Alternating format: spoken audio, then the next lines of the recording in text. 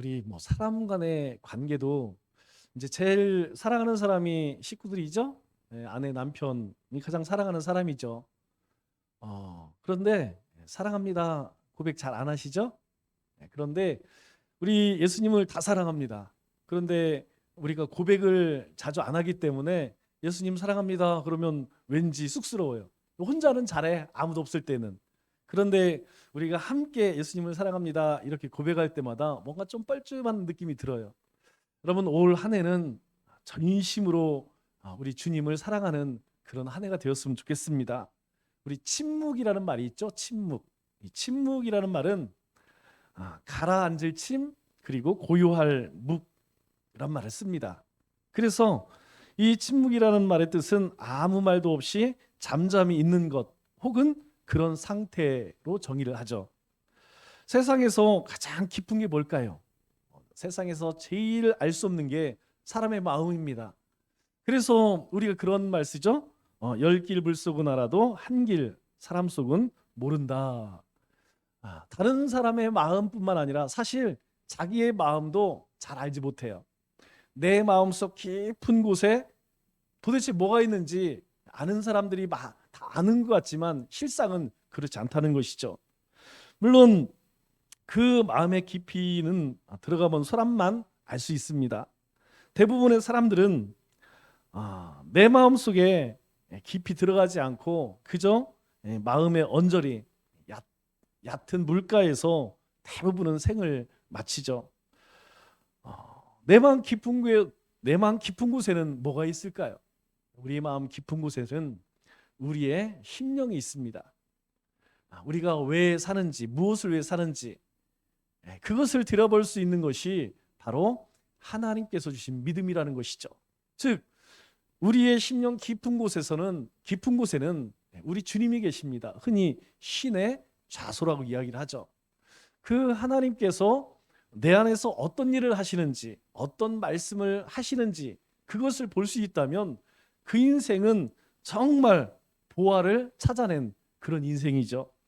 그걸 안다면 내가 가진 모든 것을 다 팔아서 그 마음 깊은 곳으로 내려가려고 할 것입니다. 그 방법 가운데 하나가 무엇이냐면 침묵이라는 것이죠. 침묵은 단순히 말을 안 하는 무건에서부터 우리가 그런 이야기하죠. 벽을 바라보고 하는 용맹정진이라고 해요. 이 방법까지 뭐 여러 가지 방법들이 있습니다. 이 용맹정진은 옆구리를 땅에 대지 아니하고 화장실에 가는 시간을 제외하고는 앉아서 하는 방법인데 잠도 이게 앉아서 잔대요. 주로 이제 스님들이 좀 많이 하죠. 그런데 스님만 했던 것이 아니고 우리 초대 교회의 우리 교부들도 사실은 초창기 때에는 많이 했어요. 지금도 우리 기독교에서는 잘 안 합니다. 그런데 천주교 그쪽으로 가게 되면 관상기도라는 것을 해요. 그렇게 뭐 신학적으로 유익하지 않아서 우리 개신교들은 잘하지 않습니다. 그러나 이 관상기도도 굉장히 필요해요. 왜 필요하느냐? 우리가 세상 가운데 들려오는 많은 생각들이 있죠. 이 생각들을 우리가 정리하기 위해서는 침묵이 굉장히 중요해요. 조용한 곳에 가서 우리 입을 다물고 우리가 하나님 말씀에 집중을 하다 보면 우리가 이전에 보지 못했던 많은 것들을 보게 됩니다. 그래서 우리 가운데도 그와 같은 시간, 그와 같은 일들을 하죠. 그것을 우리 뭐라고 이야기하죠? 우리는 큐티, 콰이어 타임 이렇게 이야기를 하죠. 침묵은 단순히 말을 안 하는 것이 아닙니다. 잠자는 사람에게 침묵한다. 그런 사람 없죠? 또 화가 나서 우리가 주댕이라고 그러죠. 주댕이가 대빨 나온 사람에게 침묵한다. 그런 말 하지 않습니다. 또 너무 슬픈 일을 당해서 멍 때리고 있는 사람에게 침묵한다. 이런 말 쓰지 않습니다. 침묵은 맑은 정신을 가지고 묵언하며 자신의 정체를 알아채고 지키는 것을 우리는 침묵이라고 이야기를 하죠. 그런데 이게 쉬운 것 같지만 쉽지가 않아요. 여러분이 궁금하시면 오늘 한번 해보세요. 예배 끝난 이후로 여러분들이 오후 시간에 또는 하루 시간을 침묵 한번 해보세요. 이게요, 금식하는 것보다 더 힘듭니다. 여러분, 금식은 좀 배고파도 기도하고 말씀 보고 하면 뭐 3일 이렇게 시간이 가요. 그러나 이 말은요, 속에서 막 그냥 열불이 나요. 말하고 싶어. 내가 오늘 침묵해야지 그렇게 다짐을 해도요, 나도 모르는 사이에 그냥 이 말이 툭 튀어나와요. 왜냐하면 사람은 그렇습니다. 모든 사람은 자랑하면서 자신의 존재감을 찾기 때문이죠. 대놓고 자랑하지는 않지만 은근히 겸손하게 자랑하기도 합니다. 그럼 모든 사람들이 다 겸손한 것 같지만 사실은 자기 자신을 다 드러내요. 우리 자녀가 있는 부모들은 어떻습니까? 뭐 나도 모르는 사이에 내 자녀들 이야기를 하는데 뭐 우리 자녀들은 이래 저래 하는 것 같지만 마지막에 들어보다 보면 결국은 자식 자랑이요. 그리고 자기도 마찬가지예요. 자기도 이제 뭔가 새로운 것을 뭐 이렇게 샀다든가 아니면 자기 뭐 스펙이 좋다든가 아니면 뭐 남이 갖고 있지 않은 것이 있으면 자기도 모르게 나는 좀 괜찮은 사람이야, 이것을 은연중에 드러나게 되죠.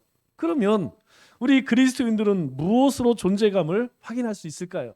그것은 예수 믿는 사람들은 십자가를 자랑함으로 성도의 존재감을 찾고 또 기뻐하며 감사한다는 것입니다.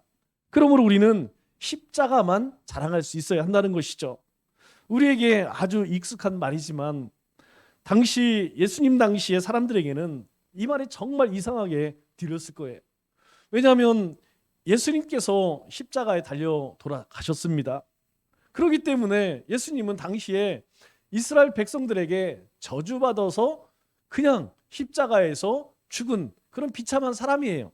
그런데 그런 사형수가 이제 단두대에서 나 사형당하는 것, 이것을 자랑합니다. 여러분, 이상한 말 아니겠어요?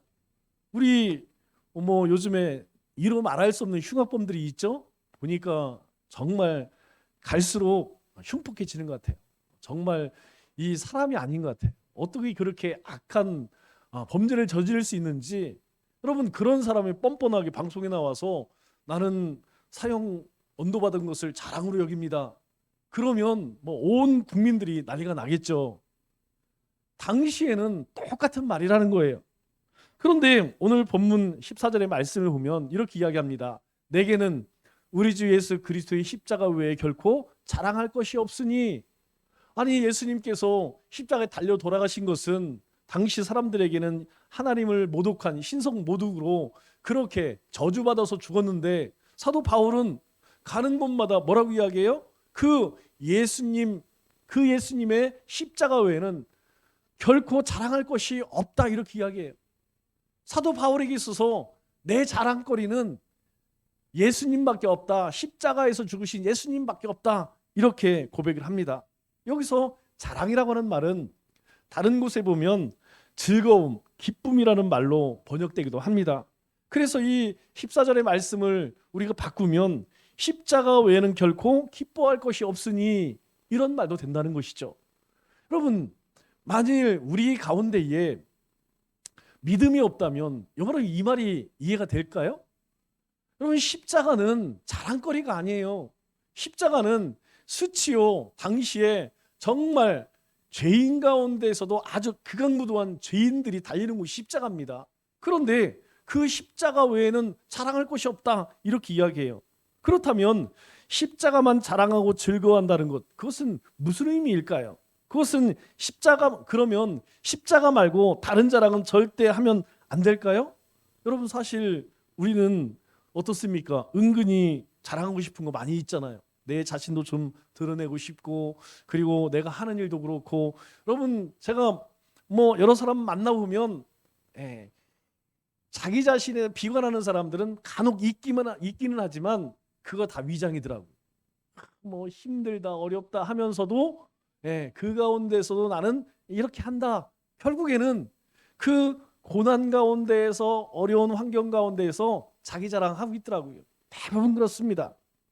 그런데 사도 바울은 우리가 성도라면 모든 자랑을 십자가 안에서 해야 한다 이렇게 말씀하고 있어요. 그래서 우리 14절 중 하반절 말씀을 보면 이렇게 이야기합니다. 그리스도로 말미암아 세상이 나를 대하여 십자가에 못 박히고 내가 또한 세상을 대하여 그러하니라. 네, 우리말로 이렇게 성경 번역을 해놓으면 좀 어렵죠. 우리가 좀 쉬운 말로 우리 쉬운 성경, 우리말 성경을 보면 이런 뜻입니다. 그리스도로 인해 세상이 내게 대해 십자가에 못 박혔고 나 또한 세상에 대해 그러합니다. 여러분 이 말의 의미가 뭐예요? 자기가 예수님의 십자가 외에는 자랑할 것이 없기 때문에 나는 가는 곳마다 그 일만 했다는 거예요. 사도 바울이 그렇게 자랑할 것이 없는 사람이 아닙니다. 그도 자랑할 것이 참 많은 사람이에요. 그런데 자기는 자기의 자랑거리를 드러내지 않고 무엇만 십자가만 증거했다는 것이죠. 그 십자가를 통하여서 많은 사람들이 죽게 돌아오는 구원의 역사가 있었다는 것입니다. 그래서 그가 고백하는 것이 그리스도로 인하여서 세상이 내게 대해 십자가에 못 박혔고 나 또한 세상에 대해 그러합니다. 그렇게 고백하는 것이죠. 이 말은 모든 예배의 기쁨은 바로 이 십자가 안에서만 가능하다는 것입니다. 또 영광의 소망으로 기뻐하는 것 역시 이 그리스도의 십자가로 인해 즐거워하는 것이라는 거예요. 또 우리가 살아가면서 겪는 많은 시험들이 있죠. 시험과 고난과 역경과 환난들, 이러한 것들을 우리가 기뻐하는 것도 그리스도 십자가 안에서 기뻐할 수 있다는 것이죠. 즉 하나님 안에서 기뻐하는 것은 이 예수님의 십자가 안에서 기뻐하는 것이다. 그렇게 말씀하고 있는 것입니다. 우리 인생의 모든 축복은 어떻습니까? 여러분 우리의 축복은 우리 가운데 예수님의 그 십자가와 은혜의 사랑을 볼 수 있는 거울이라는 거예요. 우리 가운데에 주님께서 베푸신 일들이 있습니다. 가장 큰 것이 무엇이에요? 구원이죠. 구원하시고 하나님의 자녀 삼으시고 우리를 세상에 버려두셨나요? 아닙니다. 하나님께서 우리를 자녀 삼으셨을 뿐만 아니라 우리로 하여금 하나님의 백성으로 살아갈 수 있도록 오늘도 하나님께서는 우리 가운데에 섭리하신다는 것이죠. 그럼 우리가 섭리 배웠죠. 섭리가 뭡니까? 하나님이 일하신다는 거예요. 오늘 우리가 하나님을 예배하고 찬송하고 또 말씀을 쫓아 또 복음의 증인된 삶을 살아가는 것이 내가 행하는 것지만 사실은 하나님께서 내 삶 가운데 일하신다는 것입니다. 그것을 볼 수 있는 눈이 있고 그걸 보지 못하는 사람이 있죠. 그래서 우리는 그걸 뭐라고 이야기해요? 믿음이 좋다, 믿음이 많다 이렇게 표현을 해요. 그럼 믿음이 있으면 하나님이 행하시는 일들이 보여집니다. 그러나 우리 믿음이 연약하고 믿음이 없으면 하나님이 내 삶 가운데 일하는 것이 보이지 않는다는 거예요. 그래서 우리가 그 십자가의 은혜와 사랑을 회복하지 아니하면 내 인생에서 하나님이 어떤 일들을 하시는지 알 수가 없다는 것이죠. 다른 말로 우리 인생의 모든 일들이 십자가를 통해서 볼 수 있다는 것입니다. 그래서 사도 바울이 15절에 뭐라고 이야기합니까? 이렇게 이야기하죠. 할례나 무할례가 아무것도 아니로되. 유대인들에게 자랑은 무엇입니까? 바로 할례 받았다는 거예요. 왜냐하면 하나님께서 아브라함에게 명령하셨습니다. 그리고 그 집안에 있는 모든 사람들, 심지어 돈 주고 산 종들까지도 다 할례를 행하라. 아니하면 내 백성에서 끊어질 것이다. 이렇게 이야기해요. 그래서 아브라함의 후손들은요 반드시 할례 행하는 것, 이걸 자랑했어요. 그런데 사도 바울이 무엇이라고 이야기하냐면 오직 새로 지으심을 받은 것만이 중요하니라. 할례 받은 것이 중요한 것이 아니라는 거예요. 내가 아브라함의 후손이다 이게 중요한 것이 아니고 예수님을 통하여서 우리가 새롭게 지음 받은 것, 우리는 그걸 뭐라고 이야기하죠? 거듭남이라고 이야기하잖아요. 중생이라고 이야기합니다. 우리는 죽었다가 다시 태어났어요. 예수님이 십자가에서 죽으신 것처럼 내 옛 모습이 죽어지고 다시 살아났다는 것이죠. 우리는 본래 어떤 사람들이었습니까? 죄인들입니다. 그리스도를 떠나선 다 하나님의 진노의 자녀였다는 것이죠. 그런데 어떻게 우리가 하나님의 자녀가 되는 선물을 우리 죄인들이 받게 되었습니까? 그것은 예수님께서 우리의 죄를 대신해서 십자가에 죽으셨기 때문이라는 것이죠. 예수님께서 십자가에서 죽지 않으셨다면 아무도, 여러분, 우리는 하나님 앞에 나갈 수 있는 자가 아무도 없다는 것입니다. 그래서 우리 성도의 삶에는 그 행하는 일들 가운데 십자가에 죽으신 그리스도의 영광이 나타나는 것이죠. 이것이 예수님을 사랑하는 삶의 열매라는 것입니다. 예수님의 대속의 은혜가 있었기 때문에 예수님께서 십자가에서 내가 다 이루었다, 이 말의 뜻이 뭐라고 했어요? 내가 다 치렀다. 영수증의 사인의 의미예요. 내가 너희의 죄값을 다 지불했어. 그러니까 예수님만 영접하게 되면, 예수님만 믿게 되면 이제 하나님의 자녀가 되어서 하나님이 너희를 뭐라고요? 의롭게 여기신다는 거예요. 우리가 무슨 의롭게 살고 의롭게 행하여서 그런 것이 아니고, 예수님을 믿는, 나를 위해 죽으신 그 십자가에서 죽으신 그 주님을 믿는 믿음으로 말미암아 우리를 의롭게 여기신다는 거예요. 여러분, 이 칭의라고 하는 뜻 뭐라고 얘기했습니까? 죄가 사라진다, 이런 뜻 아닙니다. 칭의라의 의미는 하나님의 은혜가 우리 가운데 덮여졌다라는 거예요. 우리는 후패한, 더럽고 추악한 그런 존재예요. 그런데 하나님께서 그 십자가의 보혈의 은혜로 우리의 죄를 어떻게 해요? 덮어주는 거예요. 그렇기 때문에 보이지 않죠. 어제 날씨가 굉장히 좋았죠. 그래서 뒤에 얼음이 마당에 많이 녹았어요. 그래서 사업으로 망치로 두드려서 얼음을 다 깼습니다. 여러분, 눈 내릴 때에는 정말 이뻐요. 그런데 눈이 덮여 있는 세상을 보면 정말 온 세상이 감탄이 나올 만큼 아름답죠. 그런데 문제는, 여러분, 이 눈이 녹고 나면 어때요? 아유, 예전보다 더 더러워. 여러분, 우리가 그런 존재라는 거예요. 하나님의 은혜가 벗겨지면 우리의 그냥 생모습이 다 드러나는 거예요. 우리의 악한 모습들이 다 드러나는 겁니다. 그러나 우리 가운데에 하나님의 은혜가 충만하기 때문에 우리 가운데에 하나님의 형상이 나타나는 거예요. 그래서 우리는 하나님을 예배하고 세상을 향해 하나님의 사랑을 증거하는 삶을 살게 된다는 것이죠. 십자가는 여러 자랑거리 중에 하나가 아니라는 것입니다. 우리에게, 그리스도인들에게 오직 자랑거리는 십자가뿐이라는 거예요. 왜 그렇습니까? 이 십자가가 아니면, 주님께서 지신 이 십자가의 은혜가 아니면 우리는 여전히 죄인 가운데, 여전히 하나님의 심판 대상일 뿐이라는 거예요. 아무것도 아니라는 거예요. 여러분, 이 땅 가운데에서 성공을 하고 부귀영화를 누린들 무엇합니까? 여러분, 그 어떤 인생도요 70이요 80이라고 이야기합니다. 이 땅에서 영원히 살아갈 자 아무도 없다는 것이죠. 그 하나님 앞에 섰을 때에 그 하나님의 진노를 피할 수 있는 이 땅에 어떤 사람이 하나님의 진노를 피하겠습니까? 아무도 없다는 것이죠. 그런데 하나님께서 우리에게 은혜를 주셔서 그 십자가로 말미암아서 우리를 거룩하게 하시고 의롭게 하셨다는 거예요.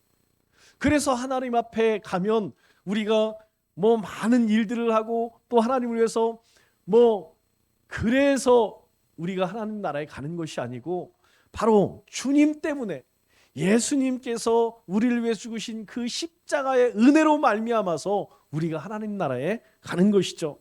그래서 16절에 뭐라고 이야기합니까? 무릇 이 규례를 행하는 자에게와 하나님의 이스라엘에게, 여러분, 여기서 이야기하는 이 규례를 행하는 자 그리고 하나님의 이스라엘, 누구를 이야기합니까?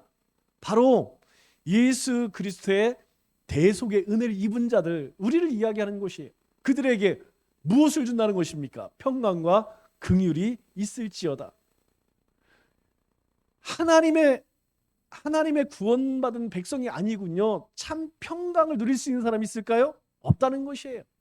모든 사람은 살면서 에덴 동산에 쫓겨날 때 하나님께서 저주받은 대로 그 수고 땀 흘려야 하는 그 일 때문에 늘 근심과 걱정과 염려를 떠날 수가 없습니다. 그러나 우리는 그렇지 않다는 거예요. 우리는 하나님의 십자가의 그 대속의 은혜로 말미암아서 우리가 가진 모든 것들, 그것을 주님께 맡길 수 있는, 하나님이 우리의 아버지 되시기 때문에 그분께 맡길 수 있다는 거예요. 여러분, 혹시 여러분 마음 가운데 여전히 새해를 시작하면서 우리의 마음을 짓누르는, 여러분의 마음을 짓누르는 근심 걱정이 있습니까?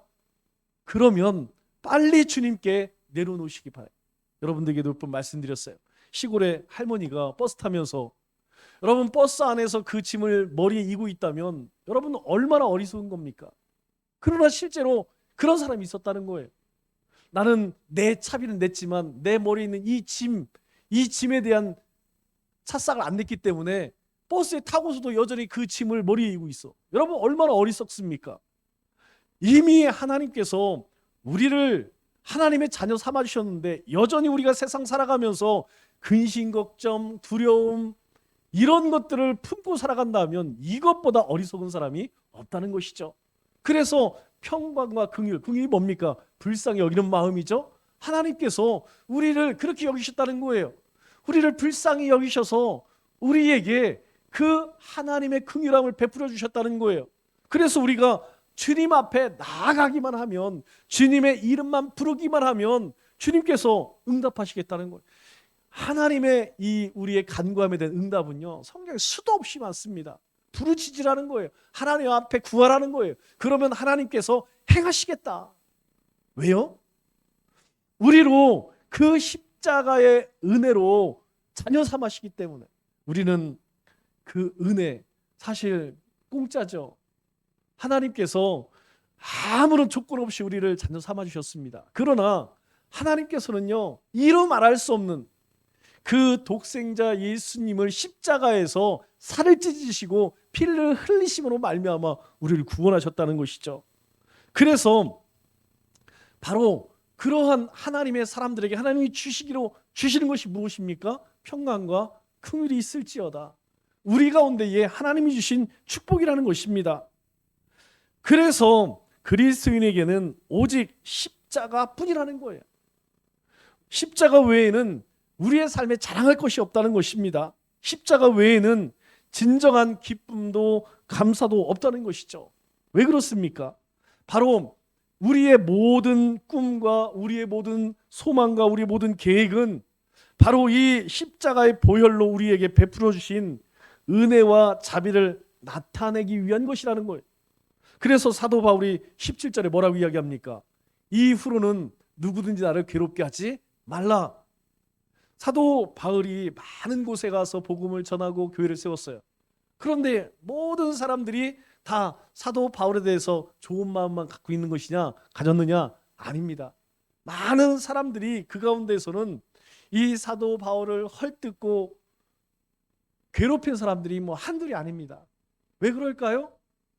그들 가운데에 그렇게 예수님을 통하여 구원받은 자들이 이제 스물스물 뭐가 올라옵니까? 십자가 자랑이 아니라 자기 자랑이 올라와요. 그러다 보니까 어떻습니까? 내 자랑을 하려고 하면 상대를, 다른 사람 어떻게 해요? 다른 사람을 밟아야죠. 그래서 사도 바울을 비난하고 사도 바울을 굉장히 힘들게 한 사람들이 많이 있어요. 그런데 사도 바울이 그들에게 뭐라고 이야기합니까? 내가 내 몸에 예수의 흔적을 지니고 있노라, 이렇게 이야기해요. 예수님의 흔적이 나에게는 있다, 이렇게 이야기합니다. 여러분들 여기서 이야기하는 것은 십자가를 이야기하는 것이죠. 그런데 이 사도 바울은 빼도 박을 수 없는 증거가 있었어요. 그게 뭡니까? 바로 육체의 가시, 우리가 흔히 안질이라고 이야기하죠. 그가 처음부터 선천적으로 그런 눈병을 가지고 태어났을까요? 아닙니다. 그가 예수님 만나기 전에는 예수 믿는 사람들을 얼마나 핍박했는지 몰라요. 그리고 그 죽이는 일에 증인된 사람이었습니다. 그런데 그가 예수님을 만날 때에 그가 앞을 보지 못했어요. 하나님의 예수님의 영광이 임할 때에 그가 아무것도 보지 못하고 아무것도 먹을 수가 없었어요. 그런데 하나님께서 아나니아를 통해서 그의 눈을 회복시켜 주시죠.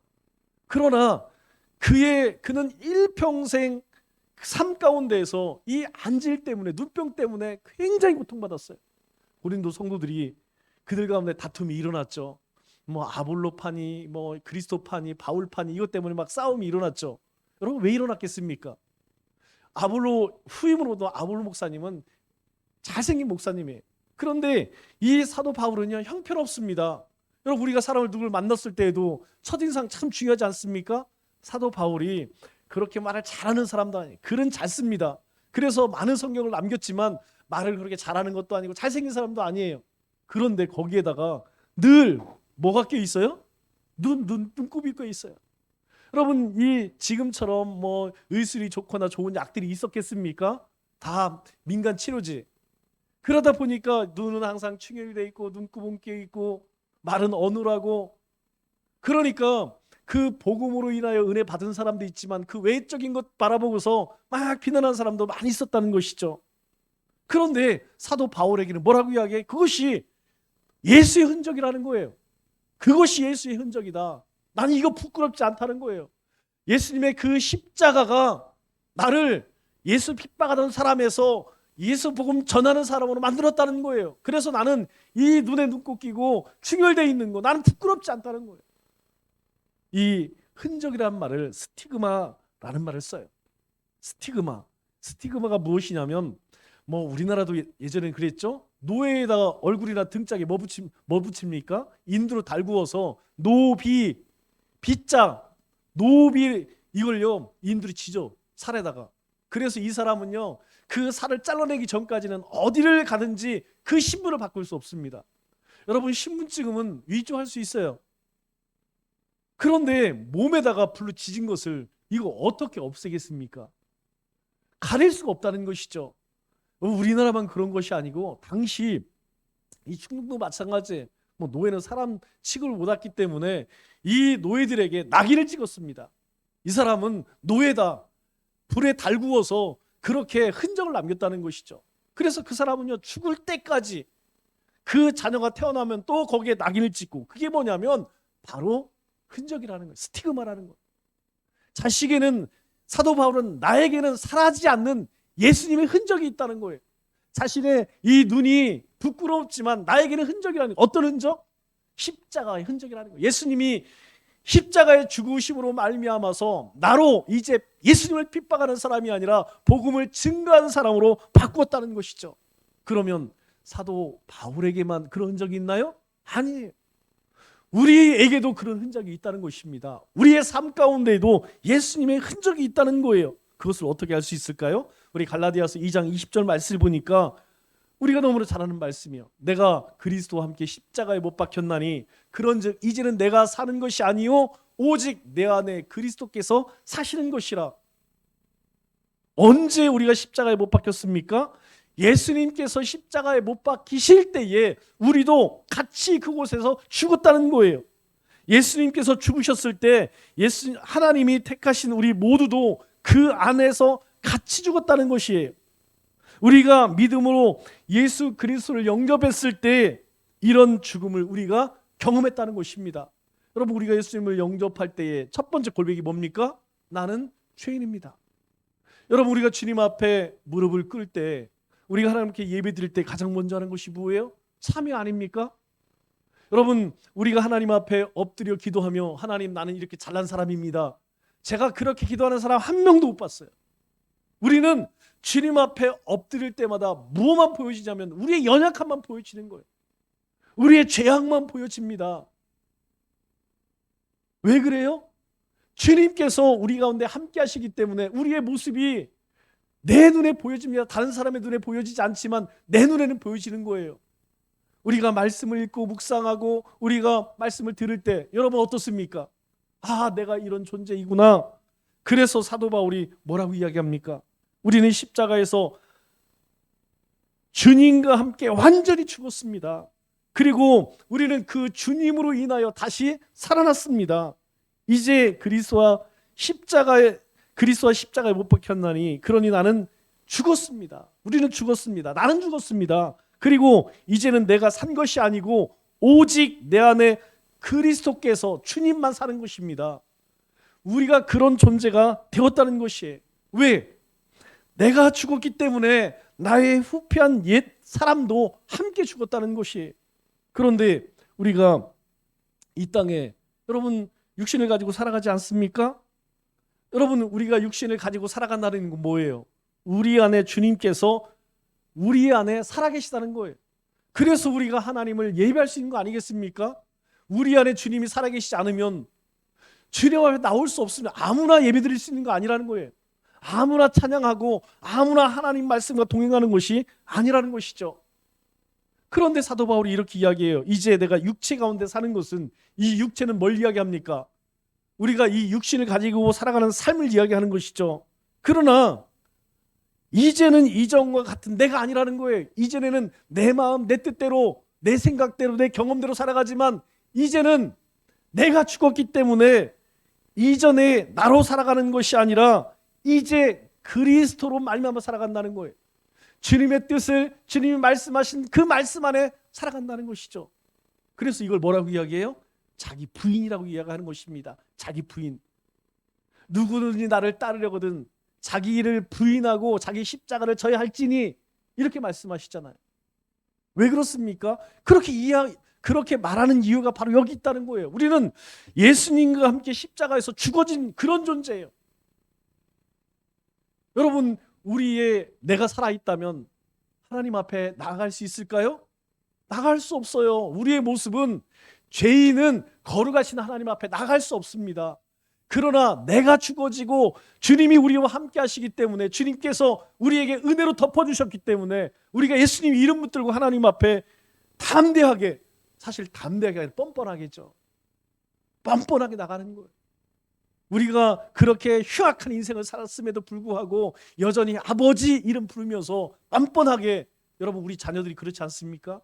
우리 자녀들 보세요. 그 뻔뻔함을 이루 말할 수가 없죠. 자기들이 자기 일도 하나도 못하면서 매일 부모님에게, 엄마 아빠가 와서 뭐 해내. 여러분 죄책감도 안 가져요. 우리 자녀들 보면 당연합니다. 그런데 우리도 마찬가지라는 거예요.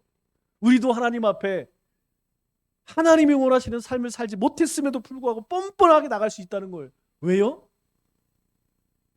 우리 가운데에 하나님께서 십자가의 은혜를 베풀어 주셨기 때문이라는 것이죠. 그래서 우리는 새롭게 거듭난 삶을 살아가는 것입니다. 20절 하반절에 보니까 이렇게 얘기죠. 나를 사랑하사 나를 위하여 자기 자신을 버리신 하나님의 아들을 믿는 믿음 안에서 사는 것이라. 그 믿음, 나를 위해서 자기 자신을 버리신 그 주님, 그 믿는 믿음 안에서 사는 것이 우리의 삶이다. 여러분 다른 말로 하면 이제 지금 사는 나는 새로운 믿음에 내가 사는 것이라는 거예요.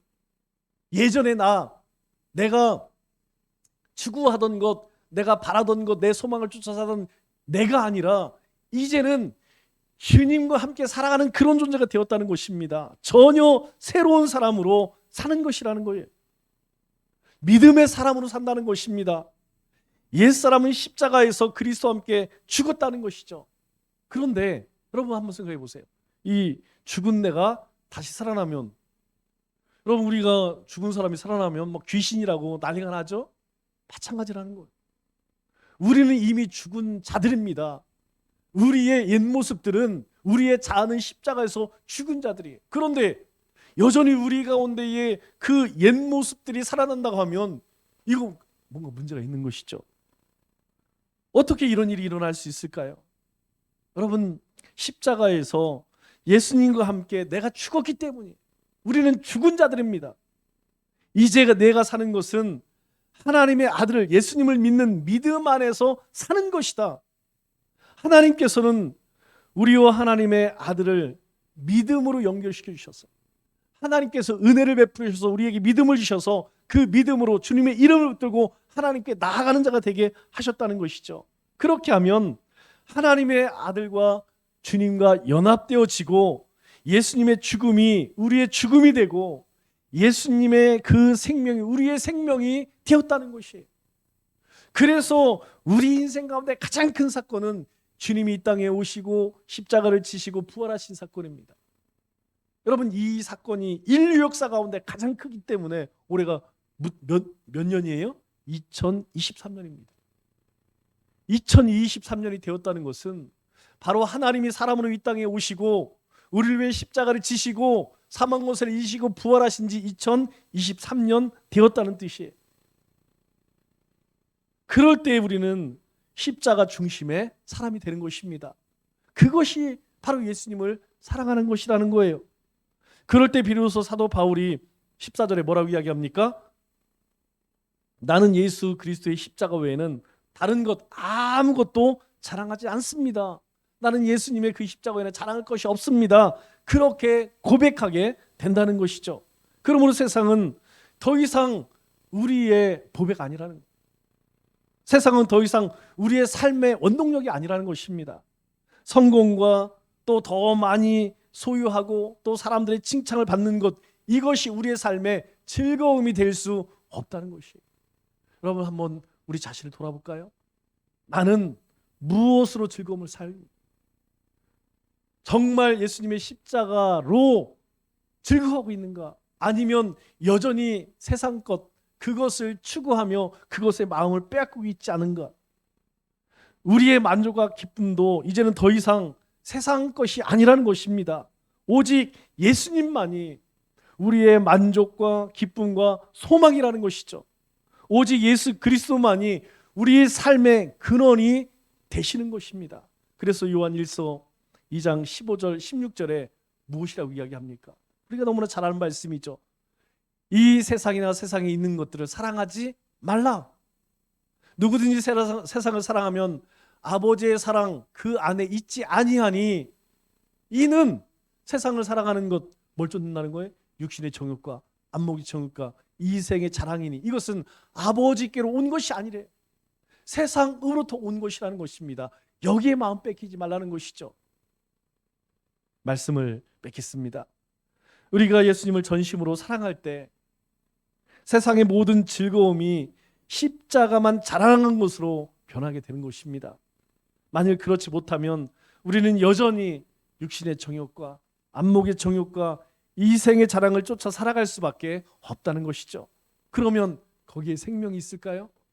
거기에는 생명이 없습니다. 그러므로 십자가에 죽으신 예수 그리스도로 기뻐하고 만족하고 진정한 행복을 누리는 삶을 살아야 할 것입니다. 올 한 해 전심으로 우리 주 예수 그리스도를 사랑하고 또 주님의 이름과 주님이 지신 그 십자가만 온 세상 가운데 자랑하는 우리 믿음의 권속들 다 되시기를 주님의 이름으로 축원합니다.